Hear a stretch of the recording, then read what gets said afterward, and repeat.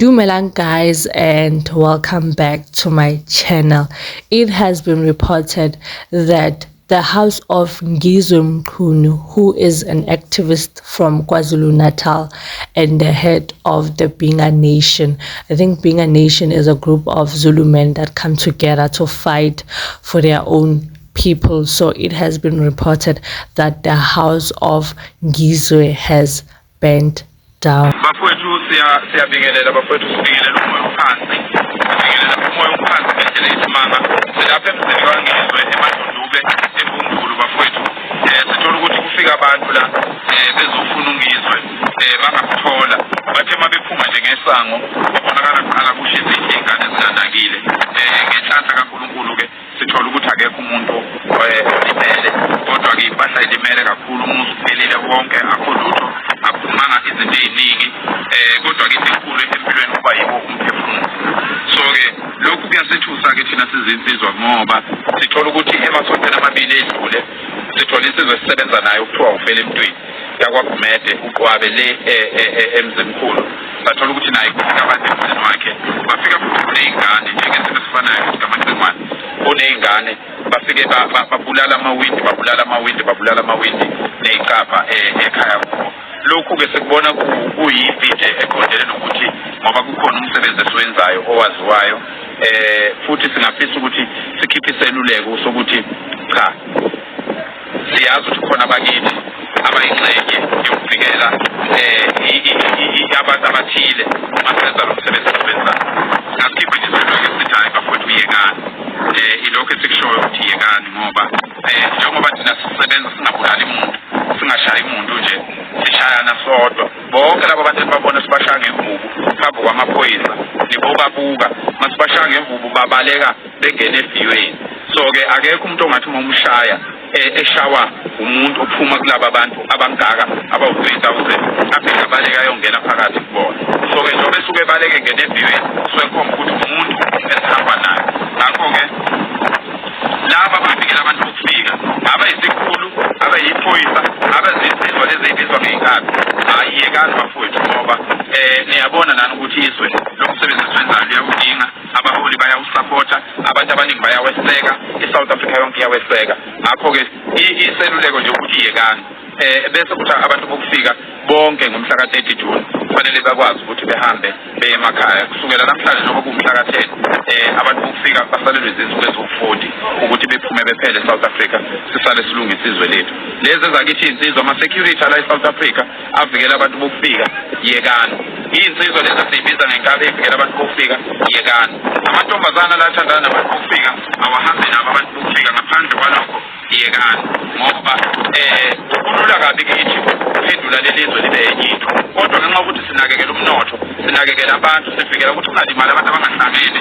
nalezi zinto nabantu abahambisa izinto ngomthetho ingakho sisizela sithi yekani siyamkhalela kuMacengwane sizofika sikhulume naye kusazophela ikhuluma ngalokhu kodwa nje siyakhalela Macengwane ngokubi obenzeka emphakathini wakho sifisela mfowethu ukuthi ngasheshe kululameke kulesi simo siyazi imali azikho sisocela ukuthi kube khona indlela yokuthi izinsizwa zonke zisebenzisini yodwa siwuvuze ngokushesha lokhu sikaMacengwane siyathokoza inhlelo mhlawumbe ziqhawela kithi zakho ngoba abantu bahleli befisa ukuthi bazi ukuthi kuyangaphi kwenzeka kanjani ya kusasa ekuseni nje ngomhla ka-11 ngoMsombuluko ekuseni ngo-8 ngobe ngithi benza lapho Ngizwe is one of the leaders that have been leading the march, the protest that has been happening against illegal migrants in South Africa.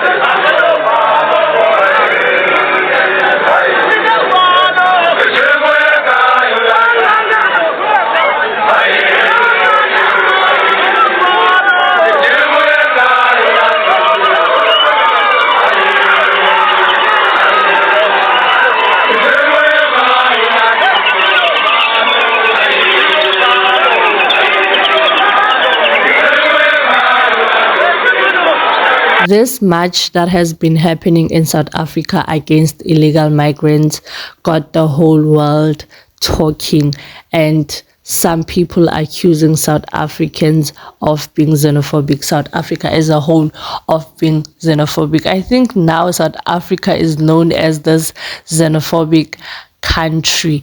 And yeah, a lot of people, especially the foreigners, were against. Actually, they are still against this march. I understand that they do not want to go to their own country, so that's why they are against this march, including the EFF president Malema, who is against this march. And I think that's when him and Ngizwe, their beef started there, or they've been having a beef, but that's when it got solid. Ngikhulume mina ngenyoka efile uJulius Malema ufana nenyoka efile into engeke savuka akahamba ejele aphume kwalahla ithuba limfanele ukuthi our generation ashintshe ukuphathwa kwezwe kodwa yena wadawuka ukubusa wanyanya uzulu ke waphinde wazothatha imali ko point engineering balutha iVBS bayiqeda bangene kuruleni bashaya babhuqa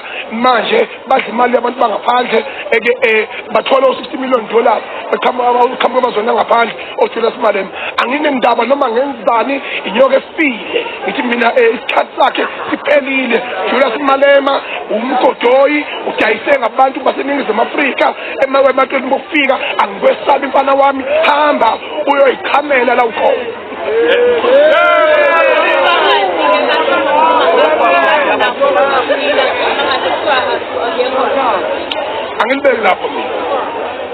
Angilibeki lapho mina ngithi uzokwaZulu mina mangifuna ngithole enkandla noma ngithole khona ngikona ngisenza location.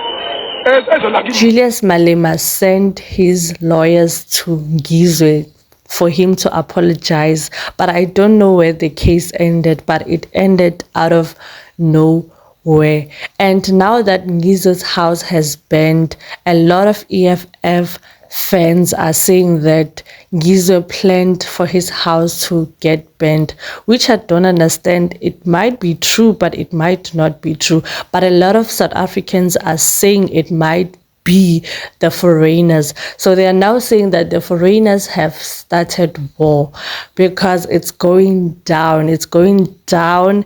They've started war with burning this house of Ngizwe. Now it's going to be war. I don't know if foreigners are going to be allowed in KZN or what is going to happen. But what I know is that they've started war. Please tell me what you think in the comment section. Don't forget to like and subscribe.